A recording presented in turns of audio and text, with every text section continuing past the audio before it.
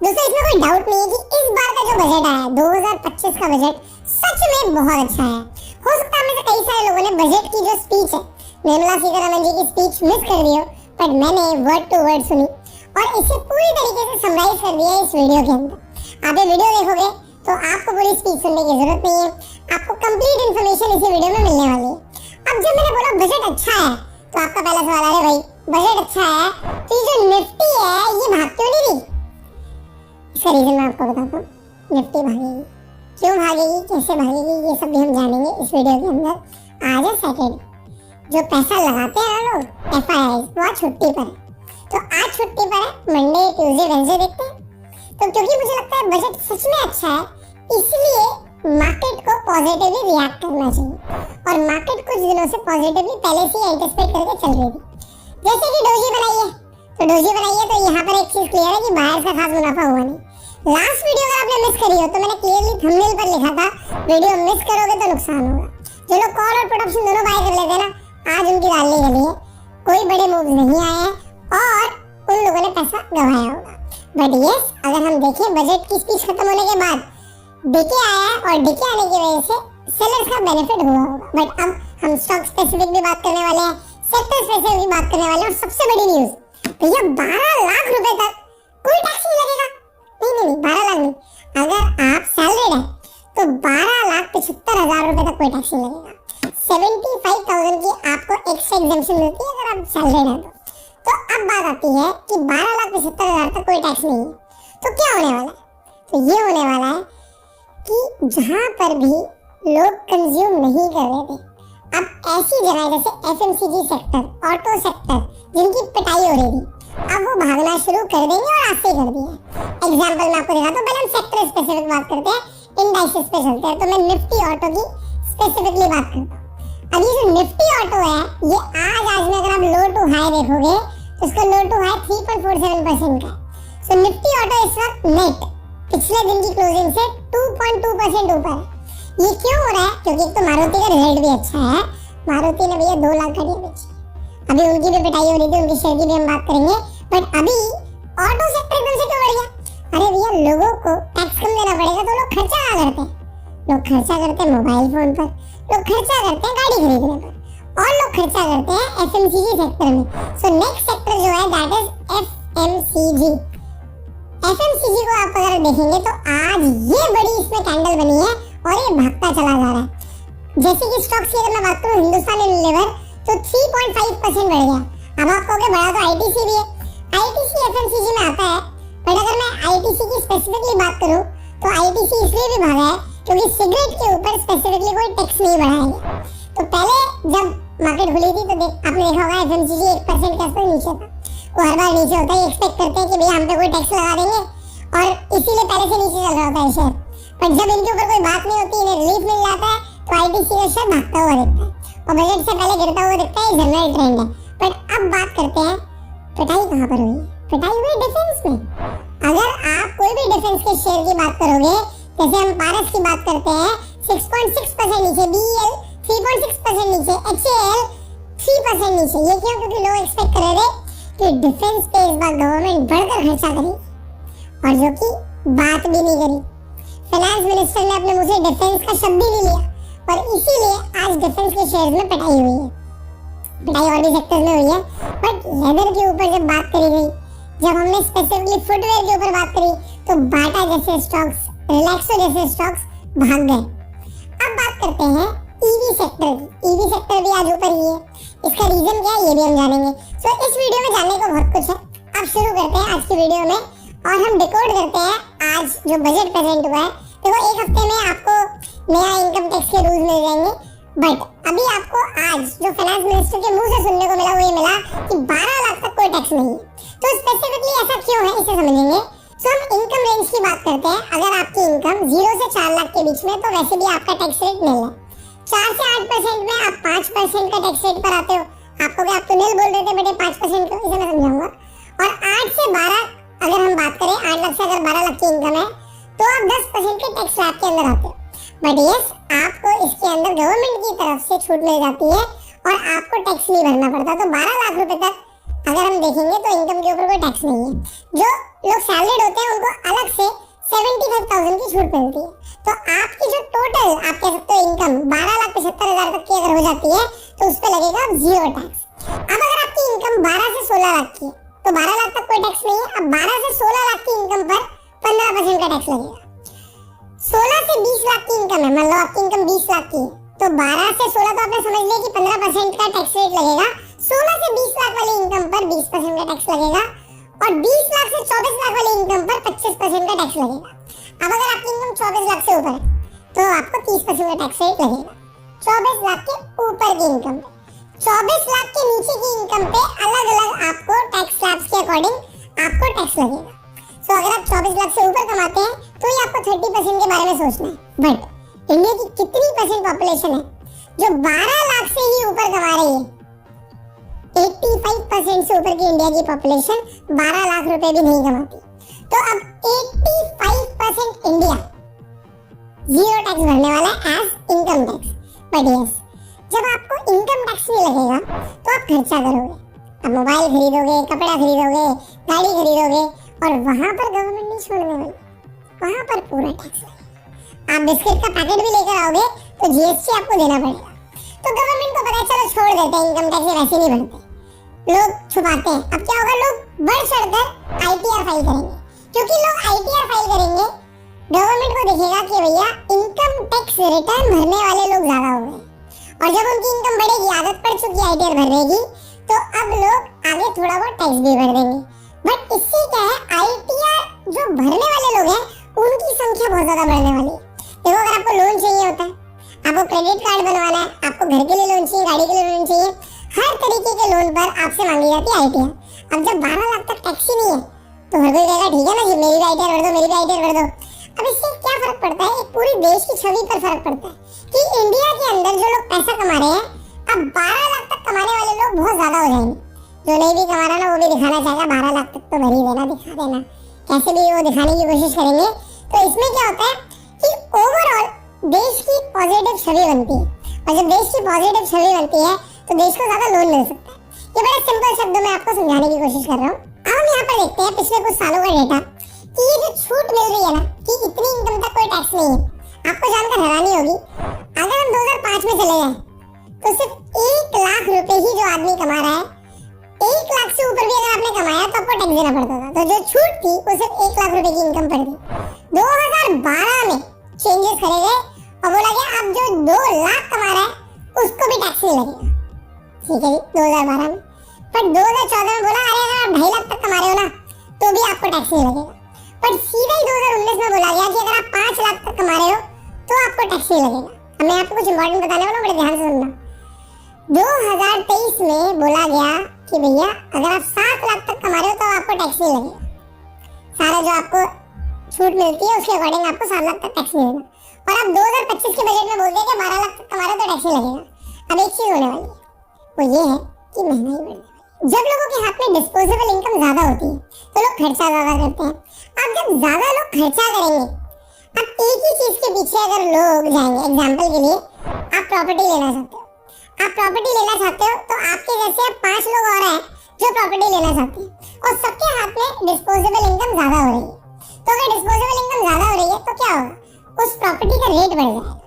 Similarly आप कोई भी इंडस्ट्री के अंदर देखना, मुझे लगता है कि इन्फ्लेशन रुकने वाला है, महंगाई तो बढ़ेगी क्योंकि ज्यादा लोगों के हाथ में आप ज्यादा पैसा दे दोगे। अभी वो रेवड़ी भी तो बांट रहे हैं, अभी पहले तो केजरीवाल साहब ने शुरू किया था, उसके बाद आप देखते हो कांग्रेस ले लो या बीजेपी ले लो, सब रेवड़ी बांट रहे हैं।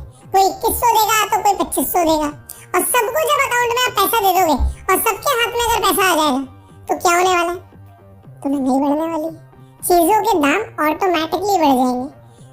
एक चीज के दाम और बढ़ेंगे जब सबके हाथ में पैसा बचेगा। अब आपको इनकम टैक्स में छूट मिल रही है, आपका मान लेते 70-80 हजार रुपए का बेनिफिट हो रहा है, जो आदमी 12 लाख रुपए तक, अब पहले की अगर हम बात करें तो अब अगर 12 लाख तक किसी को टैक्स नहीं लग रहा तो उसके तकरीबन 75,000 रुपए बच रहे हैं एज पर द कैलकुलेशन। सो अगर आपके 75,000 बचेंगे साल के तो लोग ये सोचेंगे यार हर आदमी खर्चा करने के बारे में नहीं सोचता, लोग इन्वेस्टमेंट करने के बारे में भी सोचते हैं। तो भैया शेयर्स तो लिमिटेड है ना, तो शेयर्स क्योंकि लिमिटेड है तो शेयर मार्केट का ऊपर जाना लॉन्ग टर्म में आपको स्टॉक मार्केट भागती हुई दिखने वाली, क्योंकि अच्छे शेयर लिमिटेड है, लोगों के हाथ में ज्यादा पैसा आएगा और तब जब लोग इन्वेस्टमेंट की तरफ जाएंगे तो शेयर मार्केट आपको भागती हुई दिखेगी। अगर मैं स्पेसिफिकली दिसंबर मंथ की बात करूं तो हाईएस्ट एसआईपी क्लोजर हुए थे 4.5 मिलियन 45 लाख एसआईपी बंद हुई थी, डिसकंटिन्यू हुई थी। वो क्यों हुई? एक तो मार्केट गिर रही थी और लोगों के पैसे नहीं थे। अब लोगों के पास पैसे क्यों पहुंचेंगे? क्योंकि सरकार ही दे रही। और दूसरी चीज, अब लोगों को टैक्स भी कम लग रहा है, तो लोगों के हाथ में जैसे ही पैसे आएंगे एसआईपी ज्यादा होना शुरू हो जाएंगी और मार्केट आपको भागती हुई दिखेगी। ये एक सिंपल सा एक लॉजिक है। दूसरी चीज, डिस्पोजेबल इनकम बढ़ रही है, तो ये तो आपको बेनिफिट समझ आएगा। सो अब हम समझेंगे कि टैक्स रिलीफ क्या हो रहा है जो बजट अनाउंसमेंट हुआ है उससे। अगर किसी आदमी की 12 लाख तक की इनकम है तो 80,000 का टैक्स बेनिफिट मिल जाएगा और टैक्स इफेक्टिव जो टैक्स रेट है वो हो जाएगा 0। 16 लाख तक की इनकम है तो टैक्स बेनिफिट 50,000 का है, आपका इफेक्टिव टैक्स रेट हो जाएगा 7.5% का। 18 लाख तक की इनकम है तो आपको टैक्स बेनिफिट मिलेगा 70,000 रुपए का और आपका जो इफेक्टिव टैक्स रेट हो जाएगा 8.8% का हो जाएगा। 20 लाख तक की इनकम है, टैक्स बेनिफिट हो जाएगा 90,000 का और आपकी इफेक्टिव टैक्स रेट हो जाएगा 10% का। 25 लाख की इनकम पर 1,10,000 का टैक्स बेनिफिट मिल रहा है और इफेक्टिव टैक्स रेट हो जाएगा 13.2% का। और 50 लाख तक की इनकम है तो आपके लिए बेनिफिट बढ़ गया है, क्योंकि 1,10,000 का आपको जो बेनिफिट मिल रहा है, आपको अब जैसे कि पहले आपको पता ही है कि 30% का टैक्स स्लैब में आप जा रहे थे, अब 24 लाख की इनकम के ऊपर आप 30% के टैक्स स्लैब में जा रहे हो तो आपका इफेक्टिव टैक्स रेट 21.6% हो जाएगा। तो अब लोग बहुत ज्यादा बढ़ा चढ़ाकर अपने इनकम टैक्स दिखाने भी वाले हैं और इनकम टैक्स रिटर्न भरने भी वाले हैं। अब अगर मैं फाइनली बजट को समराइज करूं तो एक ऐसी स्टेट है जिसे सबसे ज्यादा बेनिफिट मिला है। वो कौन सी स्टेट है? कमेंट करके जरूर बताइएगा। हिंट मैं दे देता हूँ, जहाँ पर गठबंधन से सरकार बनी है। वेल, आप लोग अगर आपने बजट सुना है तो आपको पता लग गया होगा उस स्टेट का नाम। कमेंट करके जरूर बताइएगा। ऐसा लग रहा था कि उसके लिए कुछ ज्यादा ही किया जा रहा है ना, तो ऐसा नहीं है कि बाकी सेक्टर्स के लिए काम नहीं किया गया, बट उस स्टेट के लिए स्पेसिफिकली थोड़ा ज्यादा बजट में बोला गया। अब वो क्यों बोला गया वो आपको पता है, वरना वहां से सीट चली जाती है ना। चलो कंटिन्यू करते हैं। सो क्रेडिट गारंटी का डेफिनेटली फायदा हुआ है माइक्रो एंड स्मॉल एंटरप्राइजेस को, स्टार्टअप्स को और एमएसएमईज को।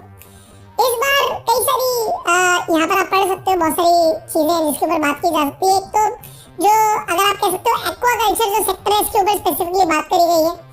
यहाँ पर हम देख सकते हैं कि जो इनकम टैक्स बिल है उसे सिंप्लीफाई किया जाएगा, जो यहाँ पर लिटिगेशन है उन्हें भी कम किया जाएगा। जो सीनियर सिटीजन है उनके लिए जो टीडीएस जो कटता था वो पहले 50,000 की इनकम पे कटता था, अब 1 लाख की इनकम पे वहाँ पर टैक्स रिलीफ मिल रहा है। ईवी बैटरी मैन्युफैक्चरिंग सेक्टर के अंदर एक जो स्पेसिफिकली बात करी गई है बेसिक कस्टम ड्यूटी की, यहाँ पर 28 एडिशनल गुड्स हैं जिनके ऊपर अब एग्जेम्पशन रहेगी कस्टम ड्यूटी के अंदर, बेसिक कस्टम ड्यूटी के ऊपर। तो आपने ईवी सेक्टर को भी थोड़ा सा आज रैली करते हुए देखा। जो ईवी सेक्टर बढ़ रहा है वो बेसिकली इस न्यूज की वजह से बढ़ रहा है। ओके, अब यहाँ पर जो ये इम्पोर्टेंट है, ये रह गया था जो गवर्नमेंट का जो फिस्कल डेफिसिट था वो गवर्नमेंट मेंटेन रखेगी। इसका मतलब क्या होता है? फिस्कल डेफिसिट क्या होता है? गवर्नमेंट जितना कमा रही है उससे ज्यादा खर्चा करेगी, ये तो तय है।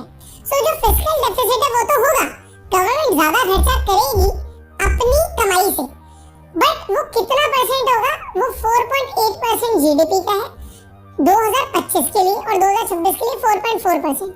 मतलब गवर्नमेंट थोड़ा सा कम खर्चा करने वाली है अगले साल और बढ़ा नहीं रही है इसे। तो जो कैपेक्स है, कैपिटल एक्सपेंडिचर है, वो थोड़ा सा गवर्नमेंट की तरफ से कम है, तो ये मार्केट के लिए एक हल्का सा नेगेटिव है। सो अगर मार्केट ताबड़तोड़ नहीं भाग रही है आज से ही, तो इसका यही एक रीजन है कि जो फिस्कल डेफिसिट है वो गवर्नमेंट की तरफ से बढ़ाया नहीं गया।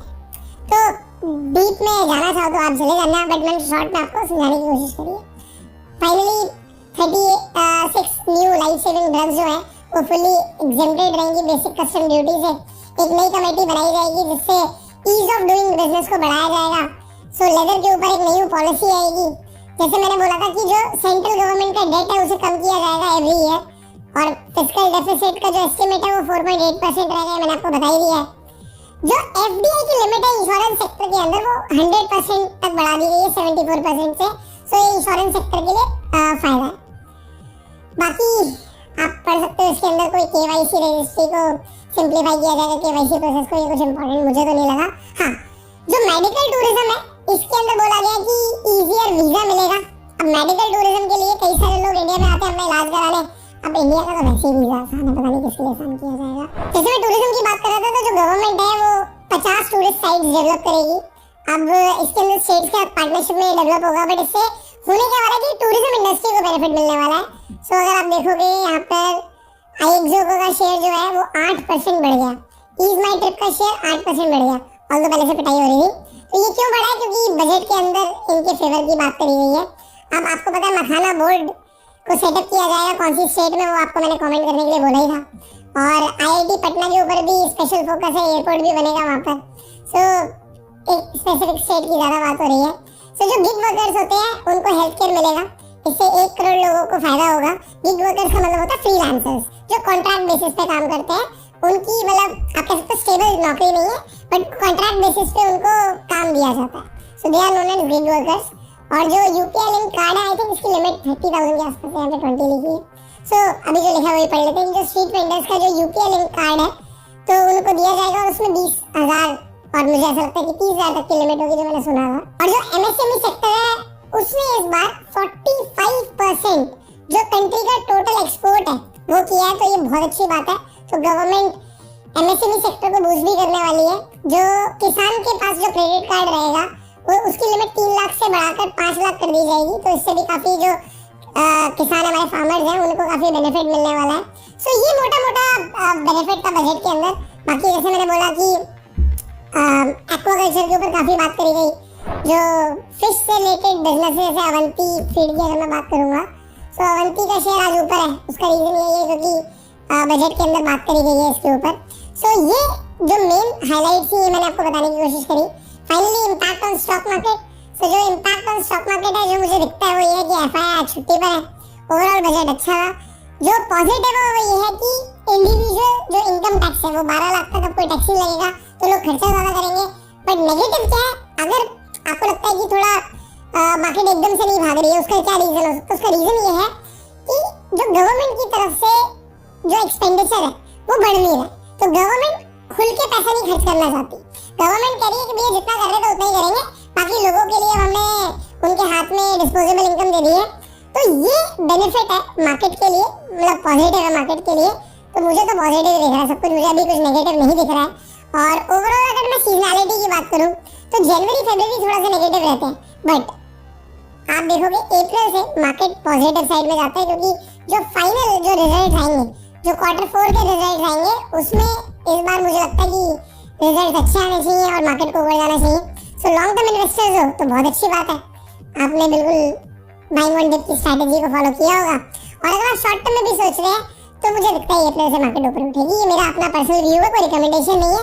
फाइनली वीडियो आपको कैसी लगी कमेंट करके जरूर बताइएगा। इस वीडियो को आप शेयर कीजिए। एंड मैंने आपको एक स्टेट का नाम गेस करने के लिए बोला है जिसके ऊपर सबसे ज्यादा बात करी गई इस बजट में, स्टेट का नाम जरूर बताइएगा। खैर मैं चाहता हूँ स्टेट आगे बढ़े, पर ज्यादा बात करी गई ना, ठीक है।